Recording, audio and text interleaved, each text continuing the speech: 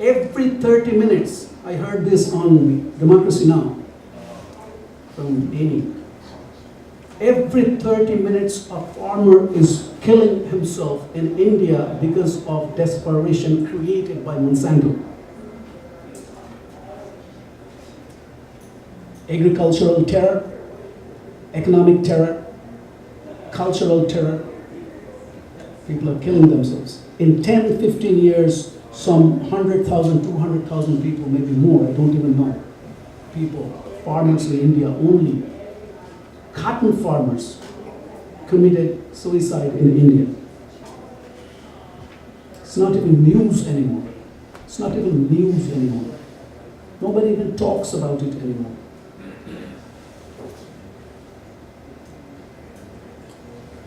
So how's Monsanto contributed to that?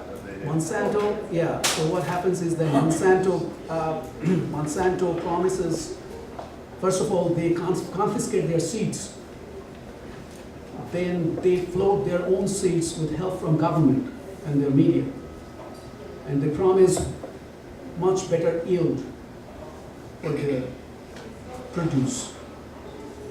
But they do not tell them that in order to make it successful, you need irrigation, you need other infrastructure that they do not have. So their farm fails and they cannot pay back their loans. They take even bigger loans from loan sharks. They cannot pay it back year after year after year. And they cannot use their own saved seeds anymore by law. They must use Monsanto seeds. And they cannot pay back their loans. They get into bigger and deeper loans and they kill themselves because of desperation. And believe it or not, many of these farmers actually kill themselves by drinking Roundup, which is Monsanto. Not making it up. Check it out. Check it out. Okay? Every time you doubt me, it's okay. You just check it out. Okay? All right. Social extremism here in the good old United States. This is 2000 to 2014 incomplete federal data on police killings. Police killed black Americans at nearly the same rate as Jim Crow lynchings. And this is a map. Okay? All right. Next one. Similar. Social extremism in India. This is a rape map. Only from the year 2011, and this is only the number of reported rape cases and percentage of convictions in 1 year alone. And in India, it's like at least 10 times more because nobody reports it. Reporting it to the police will actually lodge you into a bigger trouble. If you're not rich, you cannot find a good lawyer. Your life will be miserable. So nobody even reports it. And this is only the reported cases from 1 year alone. Okay? You heard about the infamous rape case in Delhi where a young woman was gang raped on the bus and killed later. This is a quote, a famous quote unquote quote from the lawyer for the rapists. Quote number 1, in our society, we never allow our girls to come out from the house. Quote number 2, we have the best culture. In our culture, there is no place for a woman. Wow. Wow, yeah, that is the word. So, thugs and killers, they get encouraged by it. And as of September 5, 2 days ago, one of the leading voices of dissent, a woman journalist, was killed in front of her house.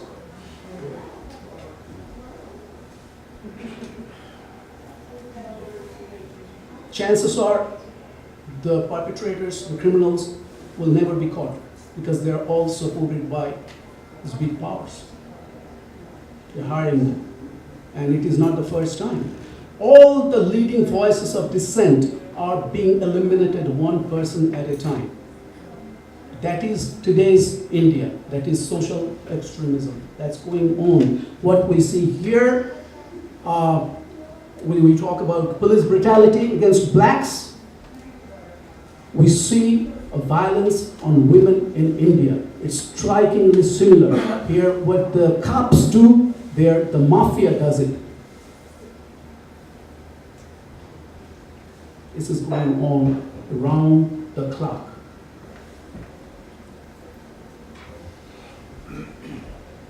Beef murders, you heard about it.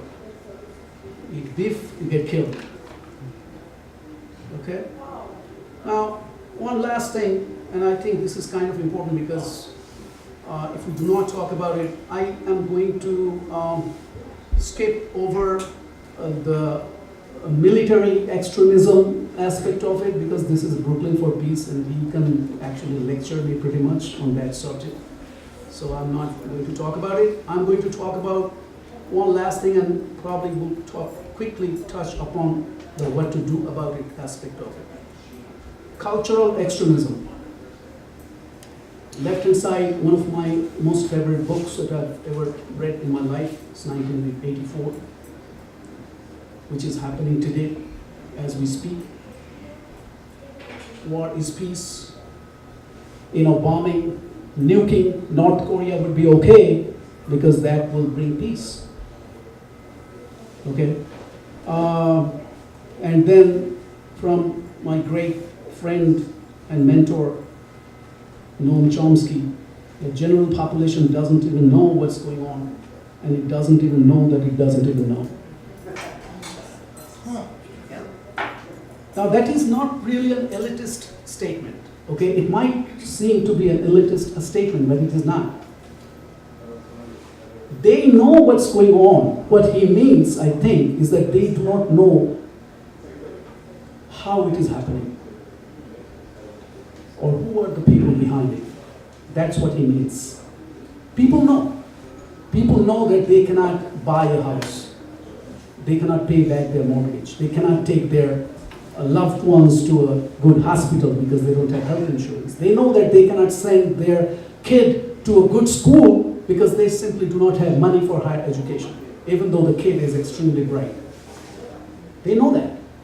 It's not that they do not know. They simply do not know why that is the case. And they are drawn and they are brainwashed to vote every 4 years, every 2 years, and they vote for the same system cycle after cycle after cycle. And that status quo is one of the greatest forms of extremism in my opinion. So that's really creating this illusion in case of India that even though you are poor today, you will be rich tomorrow. And then this grandiose idea of illusion is really inflicted, actually shoved down the throat of the young generation. And so the only aspiration in life is to be rich. It doesn't matter how. You must be rich because that is the ultimate goal of life. And this creates this illusion through Hollywood and Bollywood. It perpetuates the illusion. People fall for it. And then that cycle goes on. Nobody becomes rich if they're born poor in the United States. Nobody becomes rich in India if they're born poor. But the propaganda goes on and people fall for it. So that's about it. Thank you. That was a wonderful lecture on extremism. I was able to see extremism in a way that I never thought of. What we have in both India and the US is really ethno-nationalism. And here it's a minority. I mean, depends on the 30% or so of his core supporters. The scary part of India is that's the majority Hindu nationalist element that's in power, and may have a staying, a staying power. It may last longer.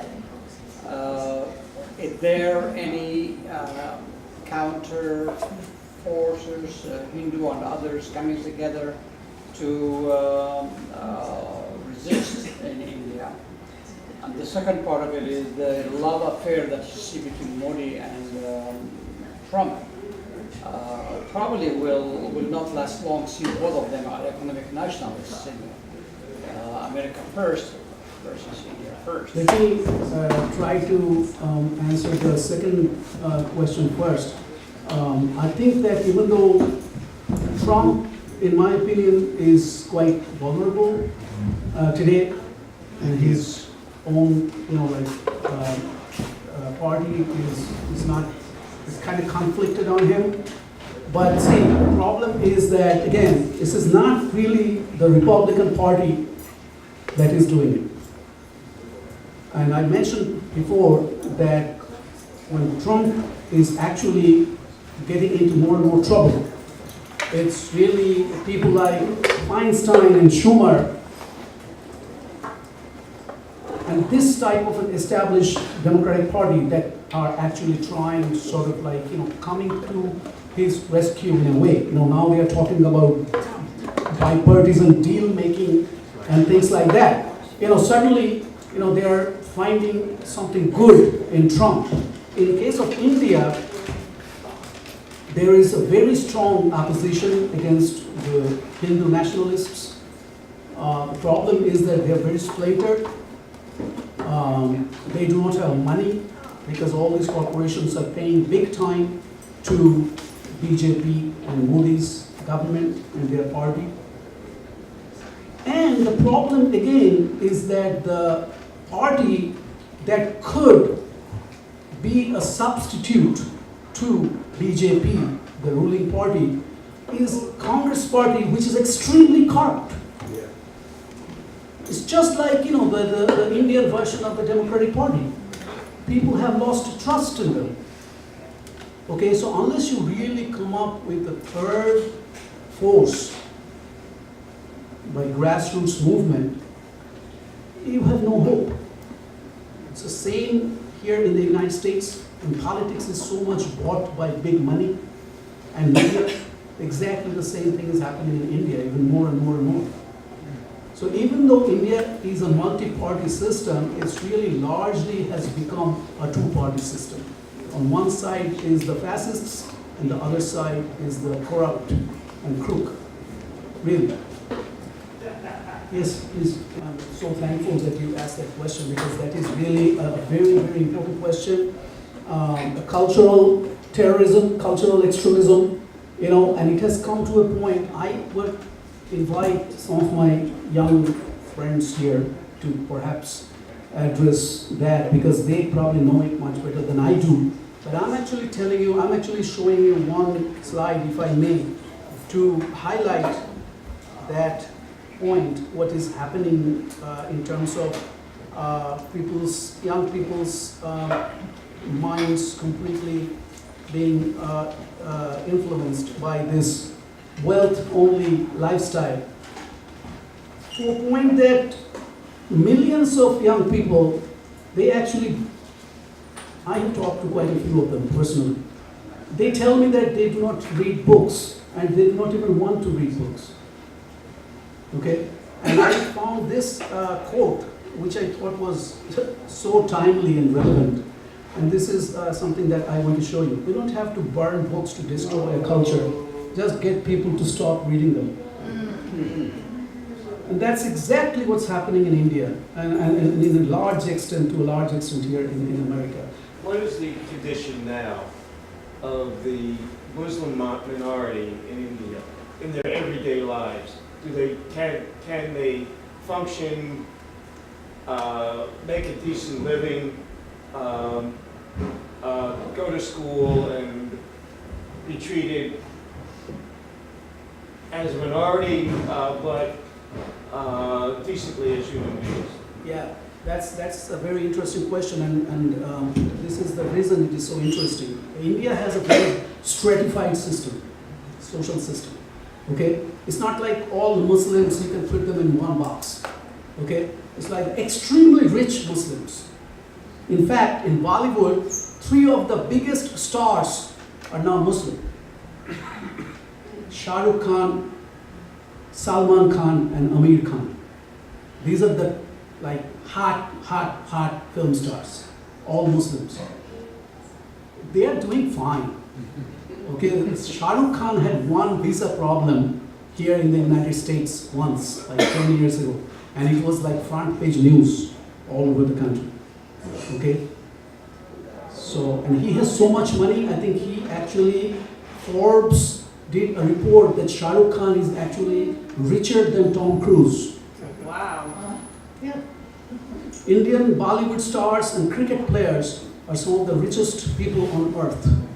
So that's the uppermost stratum of Muslims. Okay, middle class Muslims, they're doing okay. You know, if they just go about, you know, like living their own lives, they will be all right. You know, they send their children to school, they work in offices. You know, I mean, the problem is really with a very large number of poor Muslims.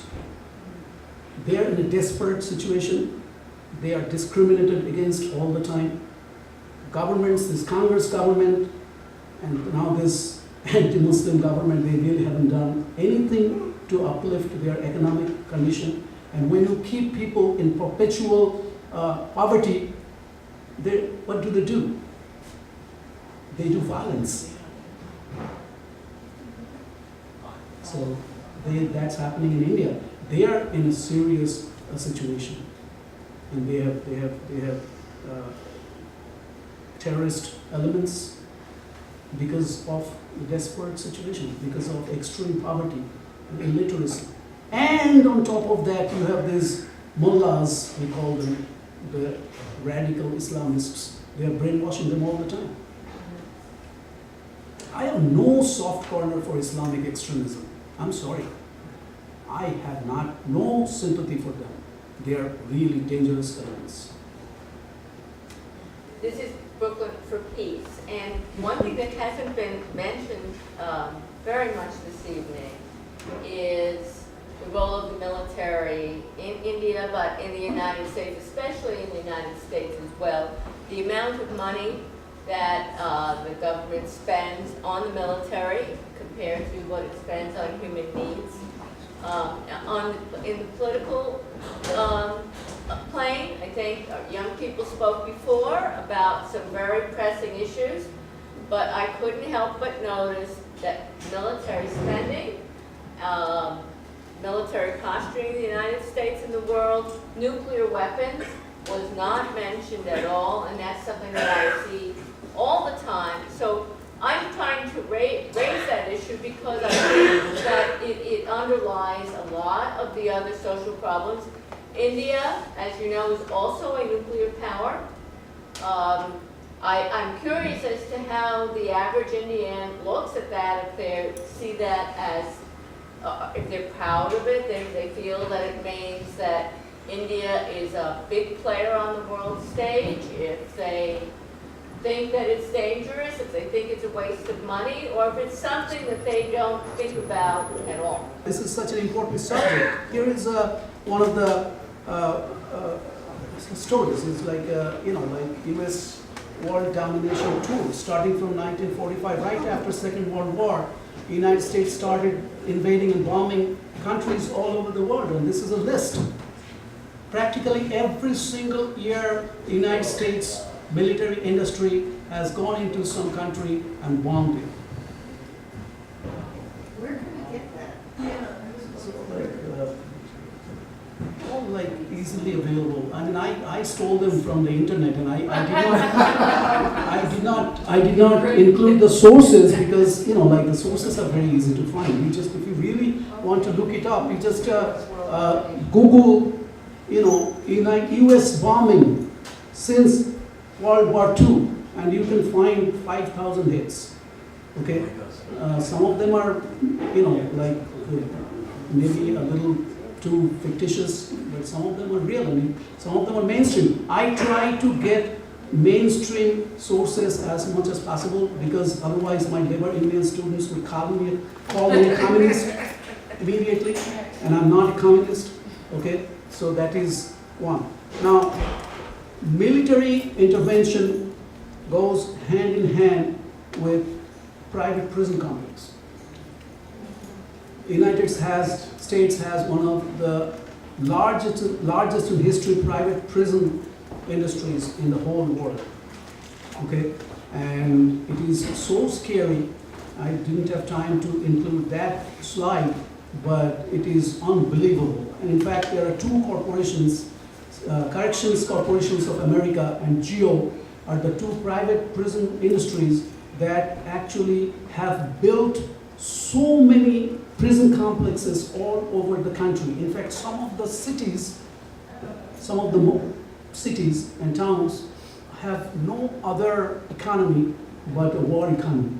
A prison economy. And they talk about, they use these prisoners for making clothes for US Army. Places fighting fires. Everything. But they also, the prisoners are also one of the main labor bases for producing garments and uniforms for US Army. And here is how they live.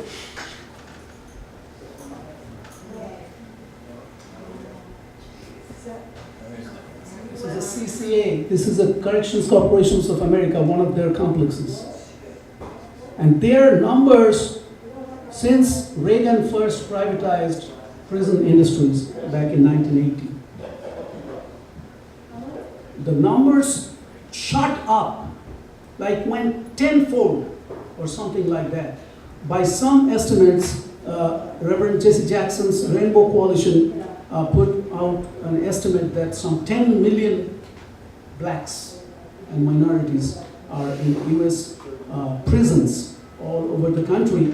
And he says that there are more black people in US jails than they are in college. Yeah. Think about it. It's not news. As if that is, and people think that, well, these people are, every time I talk about it, people say, well, they are criminals, they should be in jail. What type of crime? How long should they serve? Did they have a fair trial? Did they have a lawyer? Did they have any rehabilitation program? Did they have any way to get out of that cycle of crime? This is a free country. This is a fair country. 10 million blacks are in jail. I think that's like really, like an example of the extremism that we have in this country. And nobody even talks about it. The thing that really bothers me is not that this is the fact or these are the facts. It's like how casual people are about it.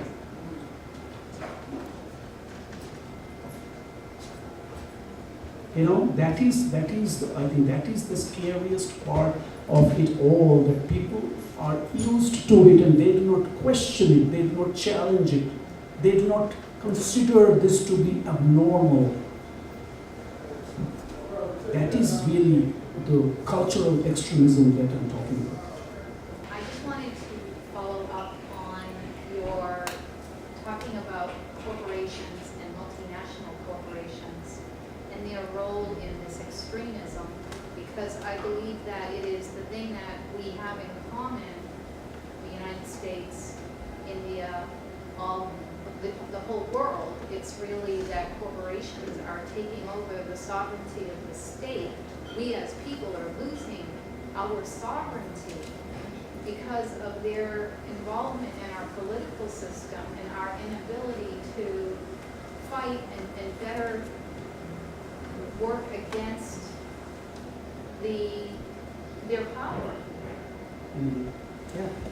That is absolutely true. Corporations have completely taken over.